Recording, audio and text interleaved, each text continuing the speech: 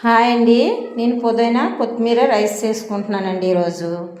ఇక ఒక కట్ట పుదీనా, ఒక కట్ట కొత్తిమీర కడిగేసి బాగా మిక్సీ పట్టుకున్నాను. మిక్సీ పట్టుకున్న తర్వాత ఇక 1 కేజీ రైస్ తీసుకున్నానండి. 1 కేజీ రైస్ తీసుకొని కడిగి బాగా పక్కన పెట్టుకున్నాను. ఒక అరగంట ముందు కడిగి పక్కన పెట్టుకున్నాను. తర్వాత ఒక ఆనియన్, 5 పచ్చిమిరపకాయలు ఇక ఆయిల్ వేసుకొని ఉట్టి ఆయిలే వేసాను. ఈ విధంగా వేపుకున్నాను. వేపుకున్న తర్వాత అల్లం వెల్లుల్లి పేస్టు 1 స్పూన్ వేసుకున్నానండి. స్పూన్ వేసుకున్న తర్వాత ఇది వేగింది కదా, ఈ కొత్తిమీర పుదీనా పేస్ట్ ఏమో ఇందులో వేసుకుంటున్నాను. అది వేగినాక ఇది కూడా బాగా వేపుకోవాలండి. బాగా వేపుకున్న తర్వాత 2 టమాటాలండి కడిగేసి చిన్న ముక్కలుగా కట్ చేసి పెట్టుకొని ఇక వేసుకుంటున్నాను. వేసుకొని ఇది కూడా బాగా వేపుకుంటున్నాను. కొత్తిమీర పుదీనా రైస్ అన్నమాట ఇది. ఇంకేమి వేయను, ఓన్లీ 2 టమాటాలు మాత్రమే వేస్తున్నాను. చూడండి, ఇగో తగినంత ఉప్పు వేసుకొని స్పూన్ కారం కూడా వేసుకోవాలి. వేసుకున్న తర్వాత బాగా వేపుకోవాలి. ఇది కూడా బాగా వేపుకోవాలి. ఇది ఆరోగ్యానికి చాలా మంచిది, బాగుంటుంది, చాలా టేస్ట్గా ఉంటుంది. చేసి చూడండి, పిల్లలు కూడా తింటారు, బాగుంటుంది.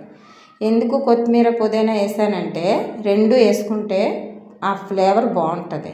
ఇగో 1 కేజీ బియ్యం కడిగి పెట్టుకుని బియ్యం ఇలా వేసేసుకున్నాను. ఇందులో వాటరు 4 గ్లాసులకి 8 గ్లాసులు నీళ్ళు ఇక పక్కన మరగబెట్టుకుంటున్నాను అనమాట. అది బాయిల్ చేసుకోవాలి బాగా. ఈ రైస్ ఇలా వేసి వేపుకున్న తర్వాత ఈ బాయిల్ చేసుకున్న నీళ్ళు ఇందులో వేసేసుకోవాలి. వేసేసుకున్నాను కదా, వేసుకున్న తర్వాత బాగా కలిపేసుకున్న తర్వాత 1 స్పూన్ మసాలా పౌడర్ ఇంట్లో తయారు చేసి పెట్టుకున్నానండి. ఈ మసాలా అన్నీ వేసుకొని వేపుకొని పొడి చేసుకున్న మసాలా ఇది. కావాలంటే మీకు ఇంకో రోజు చేసి చూపిస్తాను. ఇది ఉప్పు చూసుకోవాలన్నమాట. ఉప్పు చూసుకున్న తర్వాత ఒక 3-4 స్పూన్లు నెయ్యి వేసుకోవాలి, అంతే, ఎక్కువ అవసరం లేదు. ఫస్ట్ ఆయిల్లో వేపుకున్నాను, సగం ఉడికినాక ఇది వేసుకుంటున్నాను అన్నమాట. నెయ్యి 3-4 స్పూన్లు వేసుకున్నాను. చాలా ఎక్కువ ఆయిల్ ఎక్కువ నెయ్యి వాడలేదండి నేను. ఫైనల్గా కొత్తిమీర వేసి మూత పెట్టుకున్నాను. ఇక దీనికి నేను ఇది కూర కూడా రెడీ చేసుకున్నాను. పన్నీర్ కూర రెడీ చేసుకొని ఇక అయిపోయింది కదా, చూడండి, చాలా బాగుంటుంది. బాగా సింపుల్ అండి, ఏం అవసరం లేదు, చాలా సింపుల్గా అయిపోద్ది, ఘాటు ఉండదు, చాలా టేస్ట్గా ఉంటుంది. మీరు చేసి తిని చెప్పండి మాకు, చాలా చాలా బాగుంటుంది.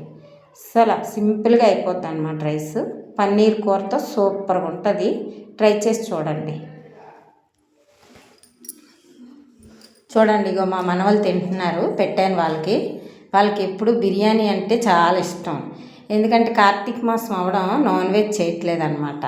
ఈ 4 వారాల నుంచి ప్లెయిన్ బిర్యానీలే చేసుకుంటున్నాం. ఇంకో ఈ విధంగా చూడండి, మా మనవడు తింటున్నాడు. వాడికి చాలా ఇష్టం. మా మనవలు, మా పాపాల పిల్లలకి కానీ మా బాబాల పిల్లలకు కానీ చాలా ఇష్టం అన్నమాట, తింటారు బాగా. మా పిల్లలకి అందరికీ బిర్యానీ అంటే ఇష్టం. కాబట్టి నేను ఈ కార్తీక మాసం అవడం నాన్ వెజ్ లేకుండా ప్లెయిన్గా ఇలా చేసుకొని పెట్టుకుంటున్నాం సండే.